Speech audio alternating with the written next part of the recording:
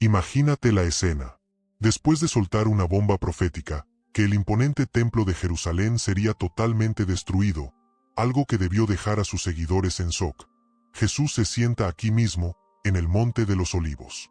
Desde este lugar, con el templo todavía a la vista, sus discípulos se le acercan en privado y le hacen la pregunta que ha hecho eco a través de la historia, una pregunta que quizás todos nos hemos hecho en un momento de calma o de crisis. Dinos, ¿cuándo pasará esto? ¿Y cuál será la señal de tu regreso y del fin del mundo? La respuesta de Jesús, que encontramos en Mateo 24, no es una profecía abstracta y punto. Es un mapa, una guía de supervivencia espiritual para los tiempos más turbulentos de la historia. Está cargada de advertencias clave contra el engaño, llena de señales que nos pide que entendamos, y todo culmina en una promesa gloriosa. Y su primera advertencia, la que repite una y otra vez, es quizás la más importante de todas, el pilar de todo su discurso: mirad que nadie os engañe. En este video, vamos a desglosar esta increíble profecía, separando lo que ya pasó de lo que está por venir, y revelando las claves que el mismo Maestro nos dio para no ser engañados en el día final. Sección 1. El contexto y la advertencia principal, el problema. Para captar la fuerza de las palabras de Jesús, tenemos que viajar en el tiempo a ese momento exacto. Piensa en la escena. Jesús acaba de salir del templo de Herodes, y no era cualquier edificio. Era el corazón de la vida judía, una maravilla arquitectónica que tardó 46 años en construirse. Sus discípulos, impresionados por su grandeza, le señalan las piedras enormes, los detalles de oro, toda la estructura que representaba no solo su fe, sino su identidad como nación. Y justo ahí, en medio de esa admiración, Jesús suelta una de sus profecías más impactantes. Les dice: ¿veis todo esto? Os aseguro que no quedará aquí piedra sobre piedra que no sea derribada. El impacto de esa frase debió ser como un terremoto. Para un judío del primer siglo, hablar de destruir el templo era casi como hablar del fin del mundo. Era el lugar donde sentían la presencia de Dios. Anunciar su destrucción total era impensable. Y lo más increíble es que su profecía se cumplió al pie de la letra menos de 40 años después, en el año 70 después de Cristo, cuando los romanos, liderados por el general Tito, arrasaron Jerusalén y demolieron el templo hasta los cimientos. Con esa idea resonando en sus cabezas, los discípulos siguen a Jesús hasta el Monte de los Olivos. Allí, sentados frente a la ciudad que acababa de ser sentenciada, se le acercan en privado. El shock inicial se ha convertido en una necesidad urgente de entender. Y le lanzan una pregunta con 3 partes, que une el destino de Jerusalén con el del mundo entero. Primero, ¿cuándo serán estas cosas? La destrucción del templo. Segundo, ¿qué señal habrá de tu venida? Y tercero, ¿y del fin del siglo? En su mente, estos 3 eventos estaban conectados. La caída del templo debía significar el regreso del Mesías y el fin de todo. El discurso que sigue es la respuesta de Jesús a esa pregunta entrelazada. Y aquí está la clave. Jesús teje su respuesta de una manera que habla tanto del evento cercano, la destrucción de Jerusalén, como del evento futuro, su segunda venida. Este doble cumplimiento es fundamental para interpretar bien el capítulo. Algunas partes parecen aplicar directamente a la catástrofe del año 70 después de Cristo, mientras que otras apuntan claramente a un clímax futuro de la historia mundial. Pero antes de dar cualquier señal, antes de hablar de guerras o terremotos, Jesús pone sobre la mesa la advertencia principal, el estribillo de todo el capítulo. Sus primeras palabras son: mirad que nadie os engañe. Este es el filtro por el que debemos pasar todo lo demás en Mateo 24. El mayor peligro en los tiempos finales no será la persecución o las catástrofes, sino el engaño. El engaño espiritual, doctrinal y mesiánico. Repite esta advertencia varias veces, en los versículos 5, 11 y 23 a 26. El problema central que Jesús quiere que enfrentemos no es adivinar fechas, sino preparar nuestro corazón y nuestra mente para no ser desviados de la verdad en medio del caos. Nos está diciendo que, antes de buscar señales en el cielo, debemos vigilar nuestro propio corazón para no caer en la trampa del engaño. Ese es el verdadero problema. Sección 2. Las señales del principio de dolores, Formato de lista. Una vez que deja clara la advertencia contra el engaño, Jesús empieza a detallar las señales que vendrán antes del fin. Pero hace una aclaración crucial. Estas señales no son el fin en sí, sino lo que él llama el principio de dolores. La palabra griega original, Odin, se refiere a los dolores de parto. Es una metáfora genial. Los dolores de parto aumentan en frecuencia e intensidad a medida que se acerca el nacimiento, pero no son el nacimiento en sí. Así que Jesús nos dice que estas señales no son para entrar en pánico ni para hacer calendarios, porque son solo el comienzo. Mirad que no os turbéis, dice, porque es necesario que todo esto acontezca, pero aún no es el fin. Vamos a ver estas señales una por una. Primera señal: falsos cristos y falsos mesías. La primera señal es espiritual y va directa al grano de su advertencia inicial. Porque vendrán muchos en mi nombre, diciendo, yo soy el Cristo, y a muchos engañarán. No habla de ateos o de gente que odia el cristianismo. Habla de impostores que usarán su nombre y su título para engañar. Históricamente, justo antes de la destrucción de Jerusalén en el 70 después de Cristo, aparecieron varias figuras mesiánicas que prometían liberar a Israel de Roma. El historiador Flavio Josefo documentó a varios de estos líderes que llevaron a multitudes a la ruina. Pero la profecía va mucho más allá. A lo largo de la historia de la Iglesia, no han faltado individuos que han dicho ser Cristo o tener una revelación especial. Y hoy, con Internet y la globalización, la capacidad de un falso Mesías para ganar seguidores es mayor que nunca. Estos falsos Cristos no siempre vienen con túnica y sandalias. Pueden ser líderes de cultos carismáticos, gurús que mezclan ideas cristianas con otras filosofías, o incluso ideologías políticas que prometen un paraíso en la tierra. El engaño es sutil. Usan el nombre de Cristo, pero predican un evangelio diferente, vaciando la cruz de su poder. La advertencia es clara. La primera y más peligrosa señal es la corrupción de la verdad desde dentro. Segunda señal: guerras y rumores de guerras. Luego, Jesús pasa de lo religioso a lo geopolítico, y oiréis de guerras y rumores de guerras, porque se levantará nación contra nación, y reino contra reino. Es importante notar la diferencia. Guerras son conflictos activos, mientras que rumores de guerras es la tensión constante, la amenaza que llena los noticieros. Jesús amplía la escala, nación contra nación y reino contra reino. La palabra griega para nación es etnos, de donde viene etnia, lo que puede referirse a guerras civiles y conflictos étnicos. Reino contra reino apunta a conflictos a gran escala entre potencias mundiales. El siglo XX y lo que llevamos del XXI han visto esto a una escala aterradora. Pero la instrucción de Jesús es sorprendente: mirad que no os turbéis. ¿Cómo no alterarse con la guerra? Porque Jesús nos dice que estas cosas, aunque horribles, son parte del patrón esperado antes del fin. Son un dolor de parto, no la agonía final. El error es señalar cualquier conflicto y gritar, es el fin. Jesús nos corrige. Las guerras son una señal, no la señal definitiva. Son un síntoma de un mundo roto. Tercera señal: hambres, pestes y terremotos. Jesús agrupa la siguiente serie de señales, y habrá pestes, y hambres, y terremotos en diferentes lugares.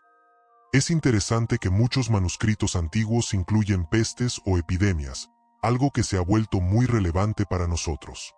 Hambres. A pesar de toda nuestra tecnología, el hambre sigue siendo una realidad brutal, muchas veces ligada a la guerra. Pestes, epidemias. La historia está llena de plagas. En nuestro mundo hiperconectado, hemos visto lo rápido que una pandemia puede extenderse y causar no solo muerte, sino un caos social y económico. Terremotos. La ciencia explica los terremotos, pero Jesús los pone en un contexto profético. No se trata solo de que ocurran, sino de su impacto como señal en diferentes lugares. De nuevo, la clave es la perspectiva. Estas catástrofes siempre han ocurrido, pero Jesús las presenta como parte de un conjunto de señales que actúan como dolores de parto. Nos recuerdan la fragilidad de nuestra existencia. Cuando vemos estas cosas, no debemos desesperarnos, sino recordar la advertencia de Jesús, y todo esto será principio de dolores. Es el mundo gimiendo, esperando la restauración que solo el regreso del Rey puede traer. Sección 3. La gran tribulación y la guía de supervivencia espiritual, la solución. Después de describir los principios de dolores, el tono de Jesús se vuelve más oscuro y personal. Entramos en un periodo que describe como una tribulación sin precedentes. Y justo ahí, nos da la guía para la supervivencia espiritual. Si el problema era el engaño y el caos, la solución es la perseverancia anclada en la verdad. Jesús advierte directamente a sus seguidores: entonces os entregarán a tribulación, y os matarán, y seréis aborrecidos de todas las gentes por causa de mi nombre. La persecución se intensifica. Ya no es una simple hostilidad, sino un odio universal dirigido a los que llevan el nombre de Cristo. Esta profecía tuvo un cumplimiento brutal en la iglesia primitiva, pero su alcance es global, aborrecidos de todas las gentes. Jesús describe cómo esta presión afectará a la propia comunidad de fe. Muchos tropezarán entonces, y se entregarán unos a otros. Y muchos falsos profetas se levantarán, y engañarán a muchos, y por haberse multiplicado la maldad, el amor de muchos se enfriará. Es una imagen aterradora.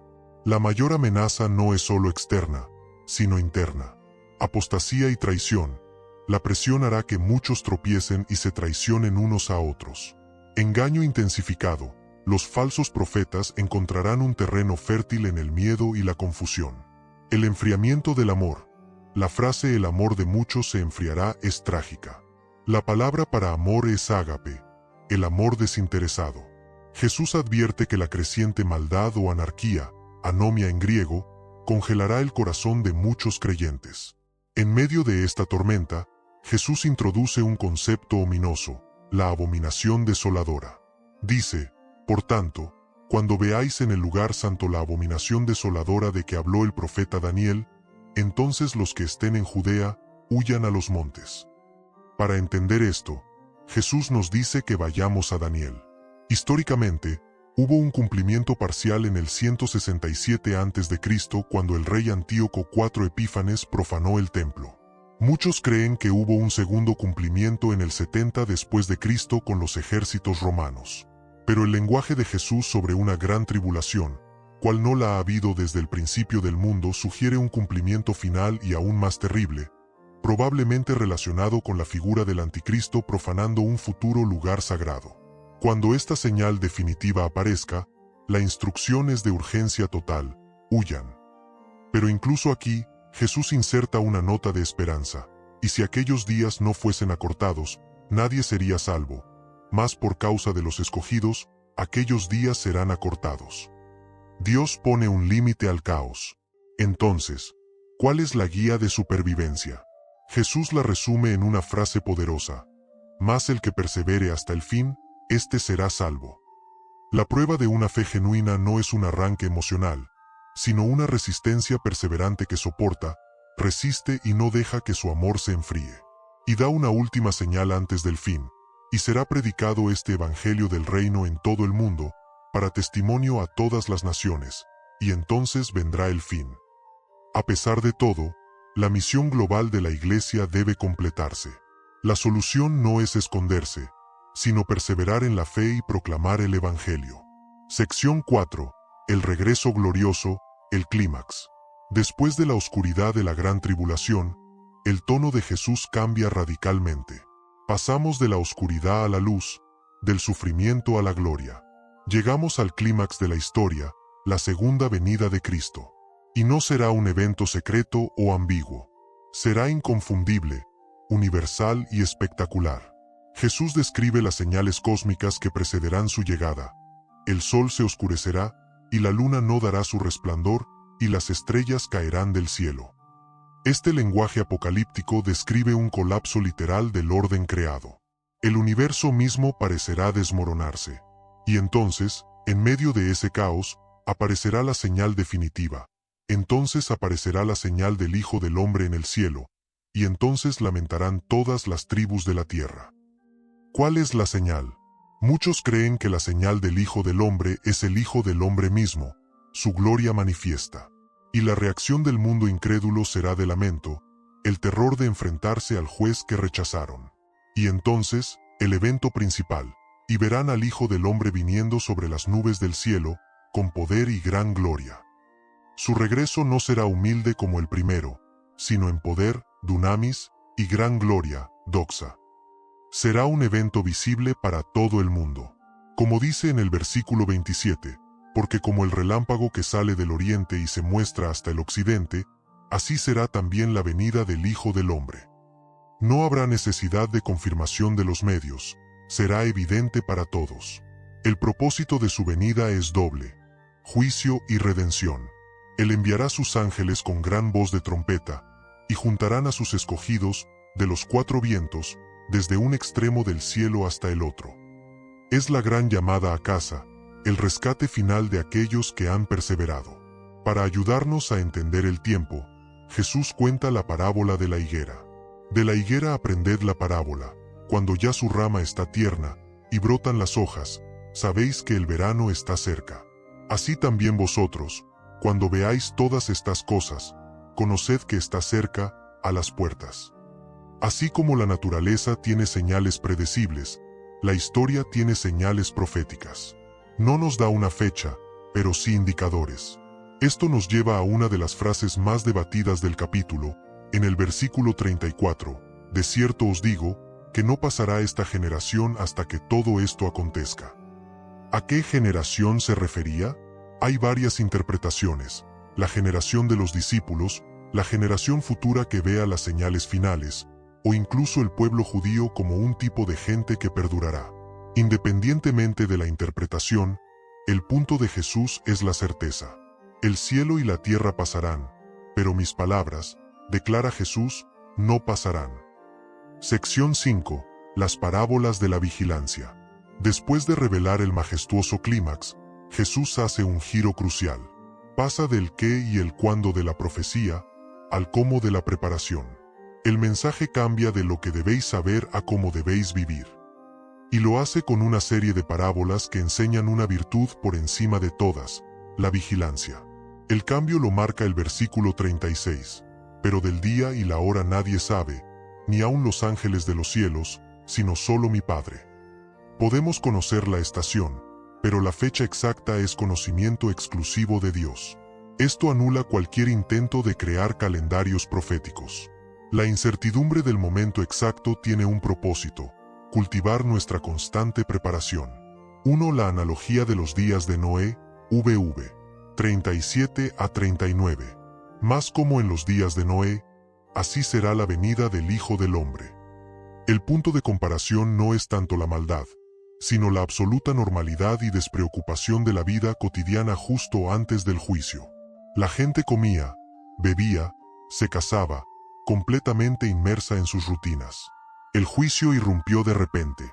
La advertencia es que el mundo, en su mayoría, estará ocupado en sus propios asuntos, ignorando las señales, hasta que sea demasiado tarde. 2. La parábola del ladrón en la noche, VV 42 a 44. Jesús refuerza la idea de la sorpresa. Velad, pues, porque no sabéis a qué hora ha de venir vuestro Señor. El Hijo del Hombre vendrá a la hora que no pensáis. Un ladrón no avisa. Su eficacia depende de la sorpresa. Como no sabemos cuándo vendrá el Señor, la única defensa es la vigilancia constante. Estar preparado no es algo de última hora. Debe ser un estado continuo. 3. La parábola del siervo fiel y del siervo malo, VV 45 a 51. Esta parábola final define qué significa velar y estar preparado. No es una espera pasiva, sino una espera activa y fiel. El siervo fiel es el que el amo encuentra haciendo así, cumpliendo diligentemente su deber. La vigilancia se demuestra trabajando fielmente en las tareas asignadas. Su recompensa es grande. El siervo malo, su caída comienza con un pensamiento: mi Señor tarda en venir. Este retraso percibido lo lleva a abusar de otros y a entregarse al pecado. Cree que tiene tiempo de sobra. Pero el Señor vendrá en día que éste no espera, y a la hora que no sabe, y su juicio será terrible. Esta parábola es una advertencia directa. Como vivimos ahora demuestra lo que realmente creemos sobre el regreso de Cristo. La verdadera vigilancia no es especular sobre profecías, sino cuidar de la casa de Dios, amar a nuestros hermanos y vivir en santidad. La pregunta que Jesús nos deja no es ¿sabes cuándo volveré?, sino ¿cómo estás viviendo mientras esperas? Sitio ahí, llamado a la acción. Hemos recorrido juntos este capítulo increíble, desde la pregunta en el Monte de los Olivos hasta las parábolas de la vigilancia. Ahora la pregunta es, ¿qué hacemos con todo esto? Si este análisis de Mateo 24 te ha hecho pensar, suscríbete y activa las notificaciones. Seguiremos profundizando en la palabra de Dios para equiparte para estos tiempos. Y más importante, comparte tus pensamientos en los comentarios. ¿Qué parte de este discurso te impactó más? ¿Cómo podemos animarnos unos a otros a ser siervos fieles? Tu perspectiva enriquece a toda la comunidad. Al final, el mensaje central de Jesús es increíblemente claro.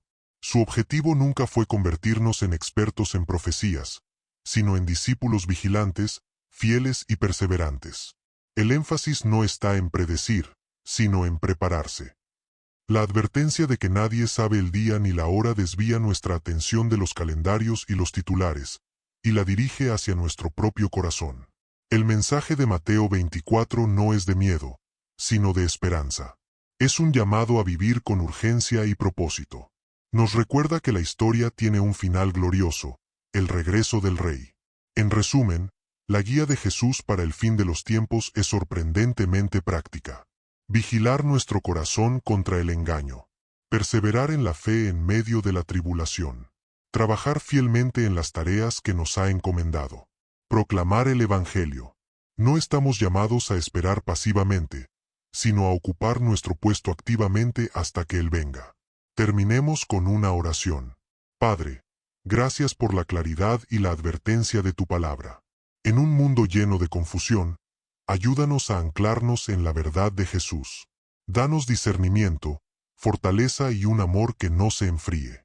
Conviértenos en siervos fieles, esperando no con ansiedad, sino con gozo el regreso de nuestro Señor.